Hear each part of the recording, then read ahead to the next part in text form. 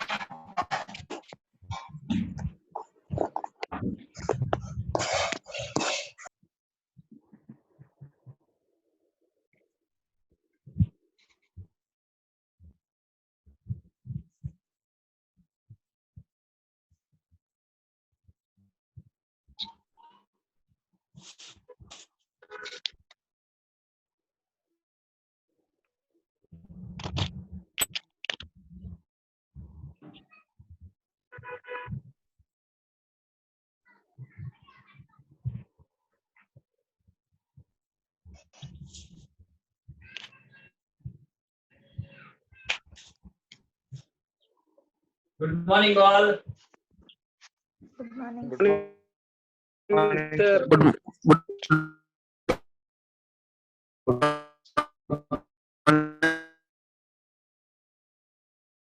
Sir. Good morning. Hope you all have notes with you. Sir. And yesterday, I think we finished the limited liability partnership. And we need to discuss the features, I think. Yes, sir. Yes, sir. Okay. And out of these features, we have finished any features, or we have to discuss all the features? All, sir. All the features. All we have to discuss. Okay. Let me start. First, the first feature is limited liability, no personal liability of partner except in case of fraud. Okay, so that means the SEBI is very strict, even though it is monitored by company law. In case of fraud, the partners will be personally liable, but except that in normal dissolution cases, the personal assets of the owners will not be attached to the firm's liability. Okay, then this when compared to traditional partnership, there was unlimited liability, but here that case is not there except in case of fraud.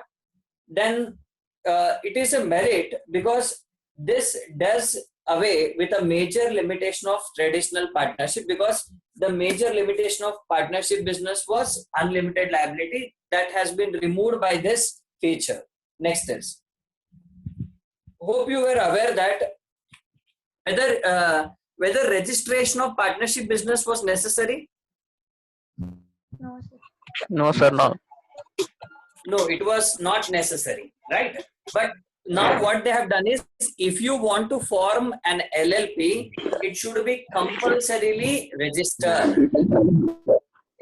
So that is one of the feature which is a merit, because the mandatory brings the firm under the regulatory purview of the Ministry of Corporate Affairs. This has credibility. That means if you are a partnership which is not registered, okay, then you will not come under the scanner of the government.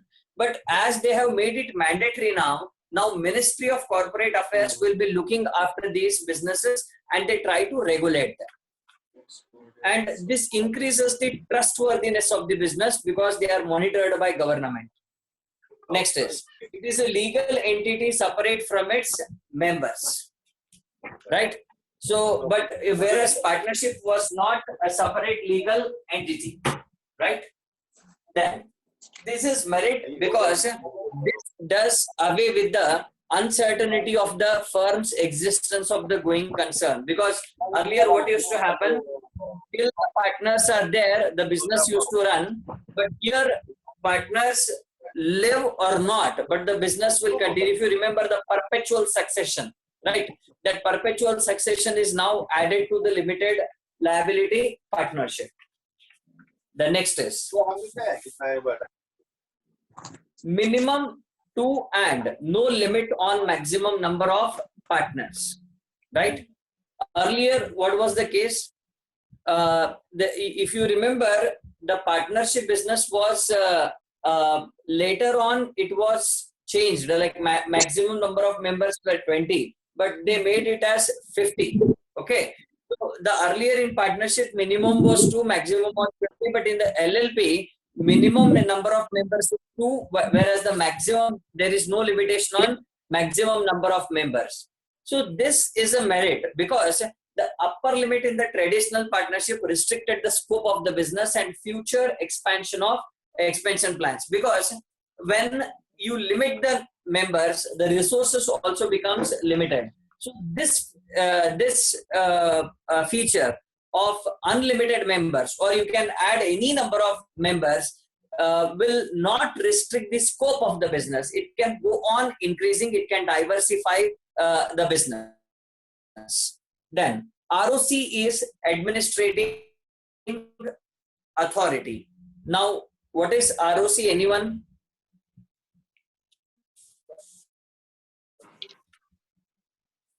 Register of company.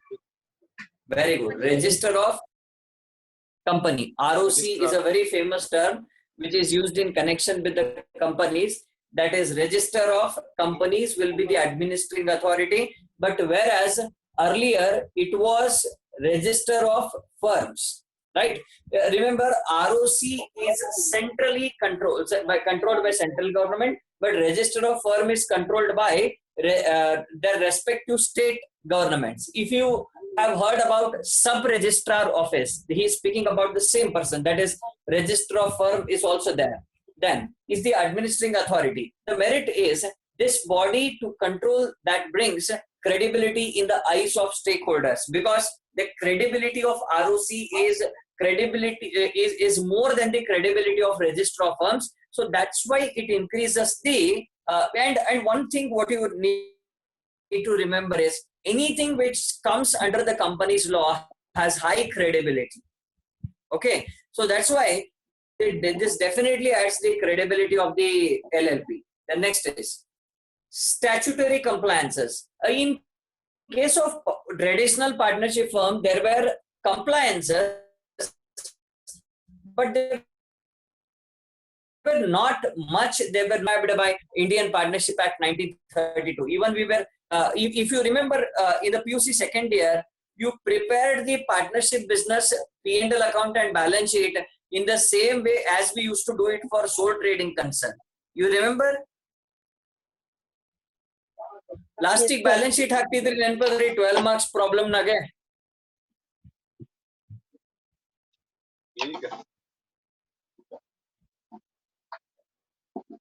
केळस्ता इदेना ना क्या आपको सुनाई दे रहा है मैं जो पूछ रहा हूँ आपको?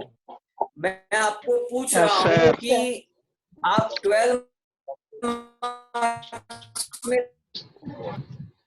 लास्ट में एक बैलेंस शीट जो प्रिपेयर करते हैं उसमें भी वैसे ही बैलेंस शीट प्रिपेयर करते हैं, बराबर है? हाँ, तो मैं आपको ये बताना चाह रहा हूँ कि कंपनीज एक्ट पार्टनरशिप एक्ट 1932 जो है वो अलग से स्टैट्यूटरी कंप्लायंस नहीं बनाया है। किसके लिए? पार्टनरशिप बिजनेस के लिए। That is the drawback.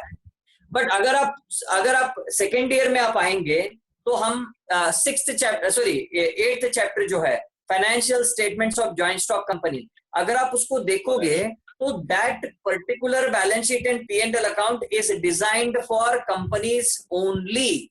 आपको याद है आपने बनाया था number 1 share holder funds, non current liabilities, current liabilities, याद है आपको? Yes sir. तो दैट काइंड ऑफ कंप्लायंसेस, ये तो मैं आपको छोटा सा एग्जांपल दे रहा हूँ, वैसे बहुत सारे ऐसे कंप्लायंसेस हैं, राइट?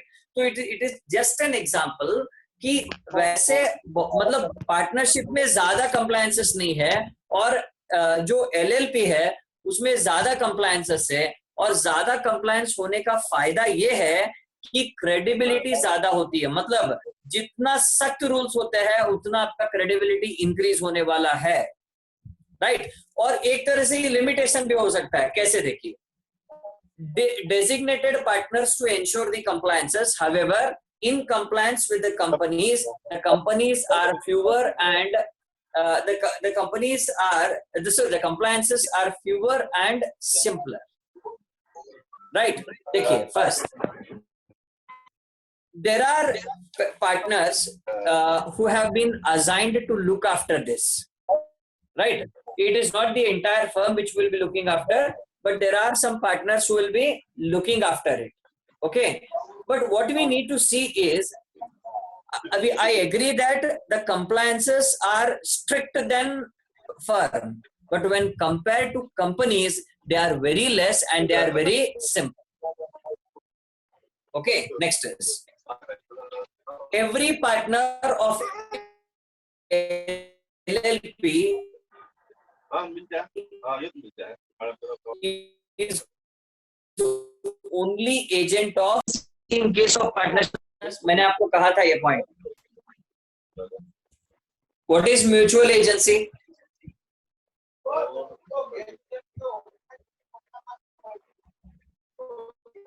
Anyone? एक पॉइंट आया था mutual agency. All partners are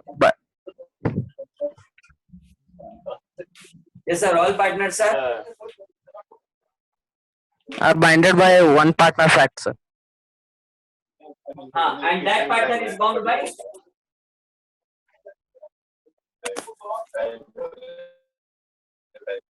बताइए sir.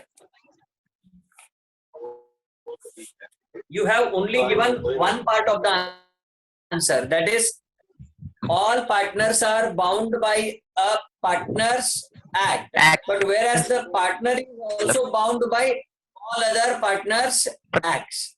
We call it as partner is a, remember, a partner is a agent of all as well as principal to all. This is called as mutual agency.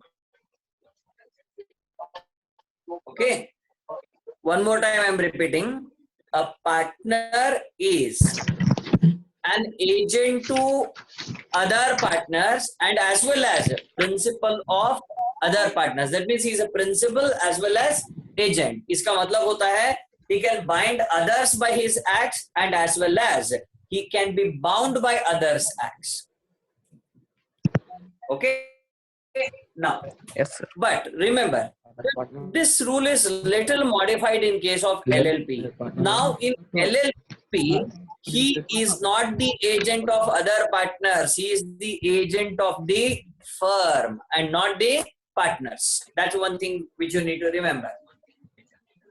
The merit of this is the absence of mutual agency enhances the freedom at one hand, and on other hand, frees the other partners of the burden of responsibility of the acts of a partner. Sometimes what happens, a wrong act done by a partner could have bound all other partners. So that problem will not arise here. Okay, because they are not bound by the acts of the partner. They are only bound by they are bound by the acts of the firm. So this is one more unique feature what you need to remember. Okay, so by this we finish LLP, and if you have any doubt in LLP, you can ask.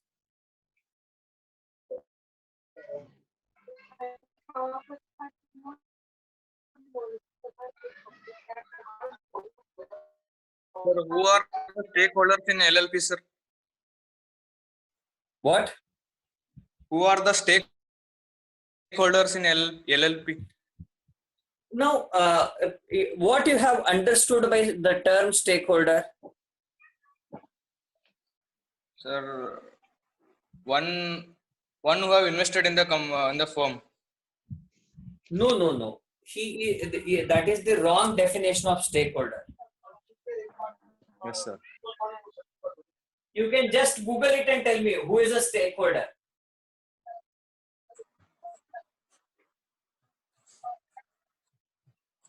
Sir, shareholders. No, no, sir, no.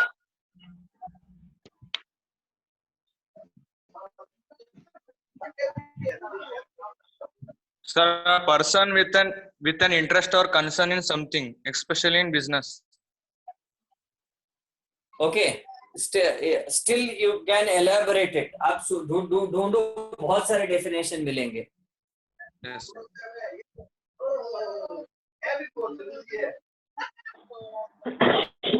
There is when you search for the meaning, then you come across a businessdictionary.com. You just read the definition which is given by that dictionary.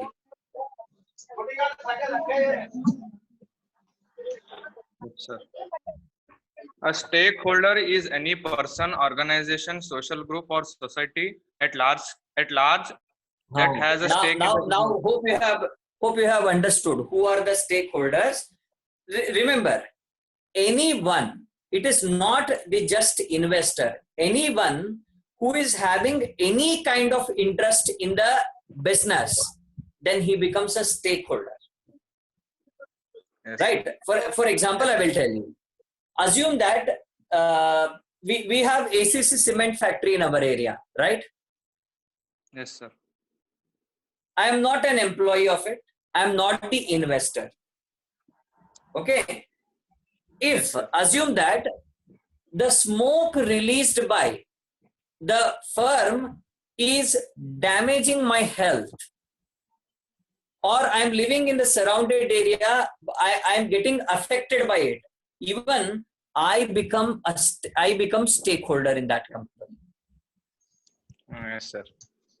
Because it is somehow I am related. The entire society also becomes sometime the stakeholder. So stakeholder and shareholders are that. You see, remember, if it was just the person who invested, then we would have not invented a new term, because the person who has invested, we have already named him as shareholder.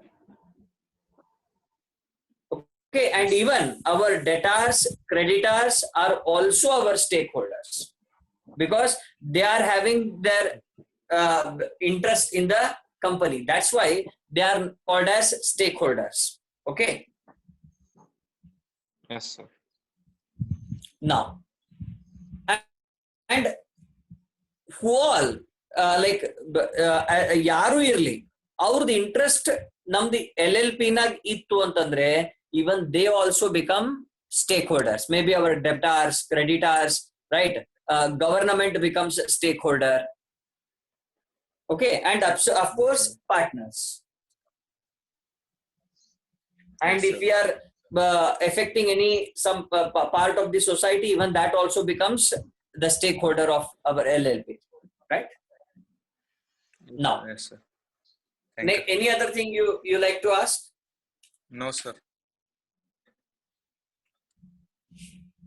Others, any doubt?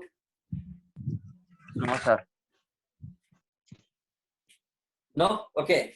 So can we move to company form of organization? This Yes, is the sir. last part.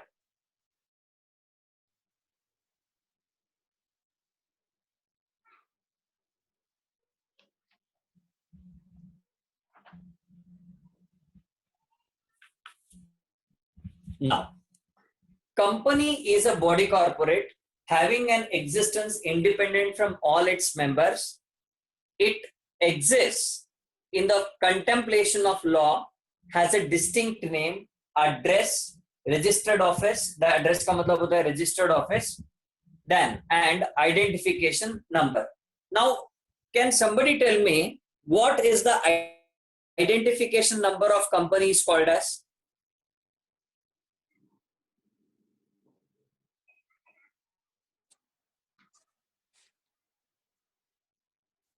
Joshi, you remember GST number? ಹಾ sir, ಅದೇ ಹೇಳ್ಬೇಕಂದ್ರೆ. GST is identification for the indirect taxes department. Okay, and earlier you remember there was a TAN number in case of VAT. When there was VAT, PAN number was there. For income tax department, we have PAN number. Yes, sir. Then for corporates, what we have?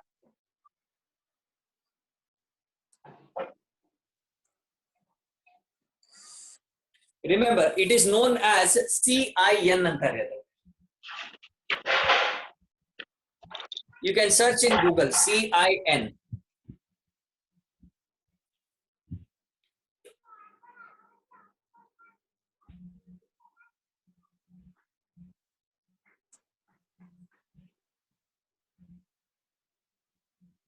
Corporate identification number. Okay, so you got it? I wanted you to search, I would have answered very easily, but I wanted you to know that this exists, that is CIN. So that's why it is called as with this identification number. Okay, so I think remaining all you understand here, like body corporate having existence independent of all its member, we called it a separate legal entity. It exists in contemplation of law because law only can create it and law only can dissolve it, and has a distinct name, address, and identification number. Any doubt? No, sir. No, sir. No, sir. Sir. Now, my question is, what you have understood by body corporate?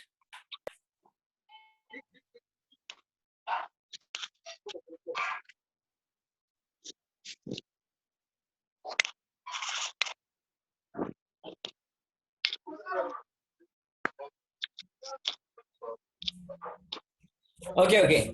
But that's a bit complicated because you need to understand the company's law in order to understand body corporate. See, there are different types of companies, right? Private company, public company, one-man company. There are many types of companies. So body corporate comprises of all the forms of companies. So when they say that is a body corporate, that means it can be a private company, it can be a public company, or any form of company. Okay, so now next is the word company literally implies an association of two or more persons, because we use it in our general day-to-day language also, that I miss my company, or my college time company was very good, right? So that company always means that group of persons. However, as a legal art fact, there can be even a one-person company. This was introduced when the Companies Act 1956 was replaced by Companies Law 2013, right? So at that time, this one-person company was introduced. Do you know what was the reason for introducing one-person company? No, sir. No, sir. Okay, थोड़ा मतलब general knowledge मैं आपको बता रहा हूँ. Earlier, to constitute a private company, there needed to be two persons at least. Yes, sir. For creating dummy members, sleeping members who are not relevant to the business, but still they used to add them as member because of this restriction of at least two members. So because of that, they removed this and made a new form of company, that is one-person company. Next is, in fact, the OPC has been the most recently introduced form of the business in India by the Companies Act 2013. It's still emerging status. That means it has not yet become popular form of business organization as private, public. So still one-person company is emerging. That means it has not yet got popularity in the country. Next is, in addition, the Companies Act 2013 also provides for the incorporation of a small company in acknowledgement of the role of small scale enterprises in India. Right ये तो सिर्फ statement है जिसको आपको याद रखना है कि the companies act 2013 also introduced a new concept called as small company. इसके बारे में हम कंपनी लॉ में डिस्कस करेंगे, अभी नहीं. Then the act also provides for the incorporation of a dormant company that may be created for a future project or to hold an asset or intellectual property and has no significant accounting transactions, right? Now dormant company, ये भी सिर्फ आप knowledge रखिए, you will come to know later on what is dormant company. कभी-कभी क्या होता है, कुछ कंपनीज ऐसे होते हैं जिनको इनकॉर्पोरेट करके ऐसे ही रखा जाता है, उसमें कुछ ट्रांजैक्शन, लेन देन का ट्रांजैक्शन नहीं होता रहता है. Such kind of companies are called as dormant companies, right? जैसे फॉर एग्जांपल समझ लीजिए कोई इन्वेंशन को आप प्रोटेक्ट कर रहे हो, कुछ तो ऐसे आपके पास होता है जिसके रेवेन्यू तो डे टू डे बेसिस पे नहीं होता है, बट फ्यूचर प्रोजेक्ट होता है जिसके लिए आप अभी कंपनी को इनकॉर्पोरेट करके बैठे हो. That is the case of that is the case where you can open dormant company. Next is yes, okay, a company has to file a memorandum of association and articles of association along with application for incorporation. The MOA, that is memorandum of association, among other things, spells out the objectives of the company and its business. The AOA focuses on its internal regulation. And you know it very well in your PUC first year that MOA, that is what memorandum of association, is called as the charter of the business. Do you remember this sentence? कहीं पढ़ा जैसा लगता है आपको, charter of business? Yes, sir. Okay, चलिए छोड़िए सब. Now मैं आपको बताता हूँ what is MOA and what is AOA, right? MOA is for the outer world. That means if any company wants to make any transaction with our business, like to know about our company, that has to read memorandum of association because it contains all the details of the company, name of the company, where is the registered office, what is the capital, how much is the face value of the company, what is the liability of the company. Everything will be mentioned in the MOA. So the one who is outsider to the business and want to deal with the business should study MOA, that is memorandum of association. Okay. And one more thing what I want to tell you is there is one more document that is called as articles of association. What is articles of association? Articles of association is the set of rules which acts as a guiding lamp for the management of the company. That's why it is called as, it is for the internal purpose, not for the external. It is not necessary that an outsider should read the articles of association. An outsider should read memorandum of association, and article is meant for internal business of the company. Next is the Companies Act solicits capital contribution by the issue of prospectus. There are elaborate provisions in the Companies Act and the SEBI. Remember, hope you remember the functions of SEBI. PUC second year में आपको याद है chapter था financial markets बोल के? हाँ, एकंदर बाल जो शायद and in that there was a chapter called as capital market. Sir. Yes, sir. Or you can call it as financial markets, right?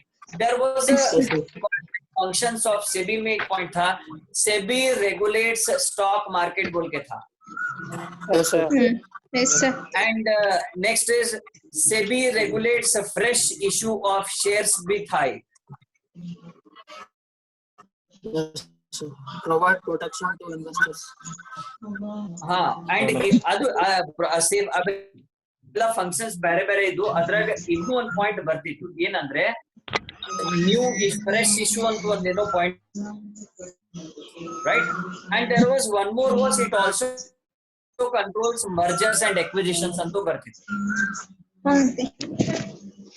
Okay, you can go back and see, you will find it, no doubt. Okay, so what I wanted to tell you is the moment prospectus ಯಾರದು background sound ಜಾಸ್ತಿ ಅದ please ಬಂದ್ ಮಾಡಿ ಅದನ್ನ. नहीं बत्ती कर ली एक और भी आएगी ना हमें भी आना होगा तो कर लिए अब उससे कितने ना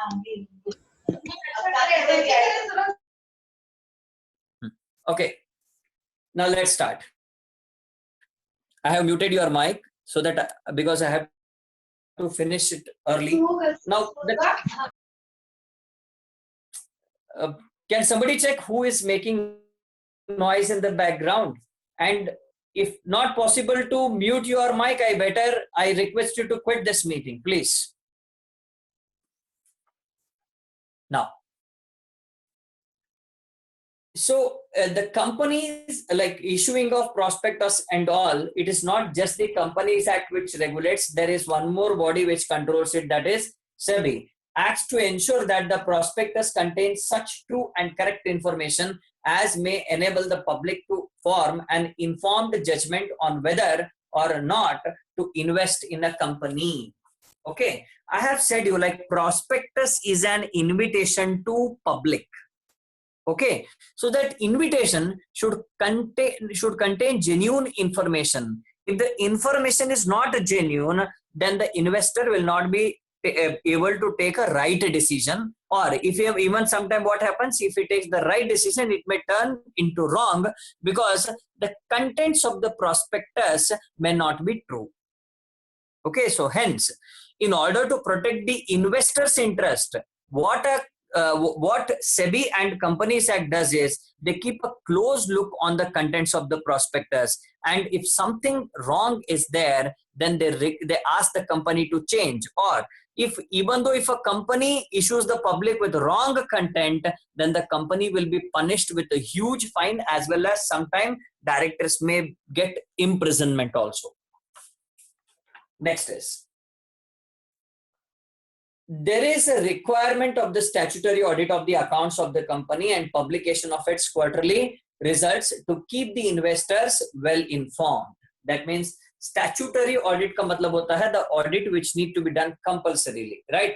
So every year company has to audit its reports, and all the results should be disclosed in their website, in the newspapers. That's why you can see there are many companies who publish their balance sheets in newspapers.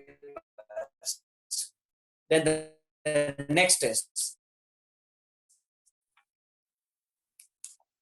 the SEBI also oversees the and contract listing by such shares of a company are put up for trading on stock exchange. The listing agreement, among other things, also enjoins upon the companies to carry on the business in ethical, transparent, and accountable manner. This is nothing but your SEBI functions. Then last is, publicly traded listed companies have to meet stringent criteria of both the Companies Act and the SEBI. Okay, remember what they are saying. Publicly listed companies or publicly traded or listed companies have to meet stringent criteria of both the Companies Act and SEBI. Now, can somebody tell me in the chat box what is meant by stringent?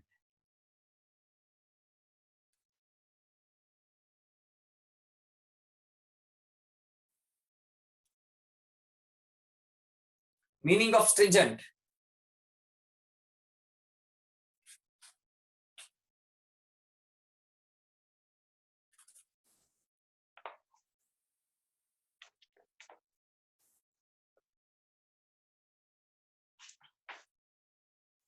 It means regulations, right? Rigidity you can say, right? Strict regulations जो होते हैं, right? तो उसको हम कहते हैं, तो because they are dealing with public, so when it comes to public, government definitely interferes. Okay, so that's why what you need to remember is private company also have restrictions, but when it comes to public company, they are more rigid and they need to be more transparent. Okay, so this is with the company, and now we need to discuss the features of company.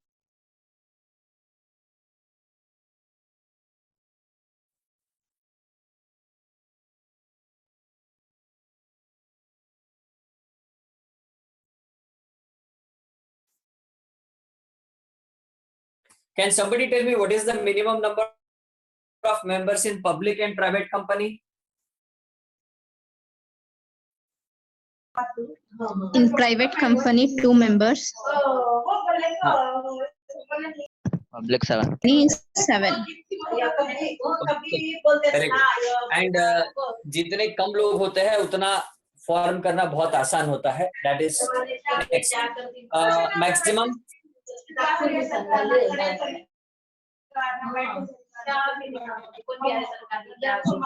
It is.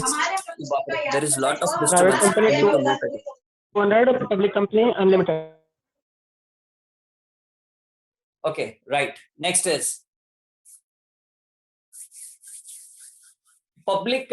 In private company, you cannot transfer shares, whereas in public company, you can transfer shares to others. Then next is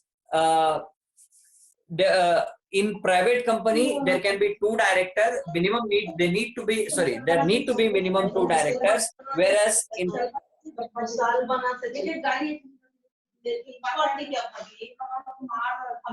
I think lies. Your mic is not muted and there is lot of disturbance in the background because I can see only your mic is running.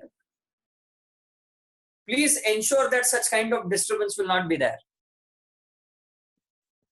Or you see, I hope you get a place in your home where there is no disturbance. I think that much you should get. Next is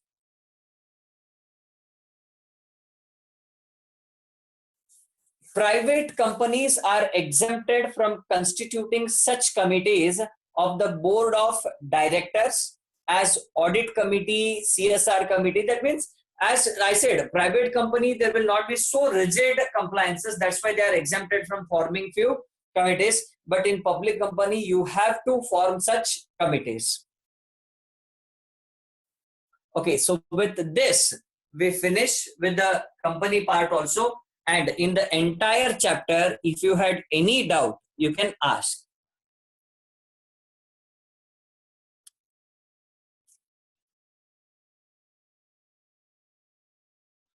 I am unmuting all your mics.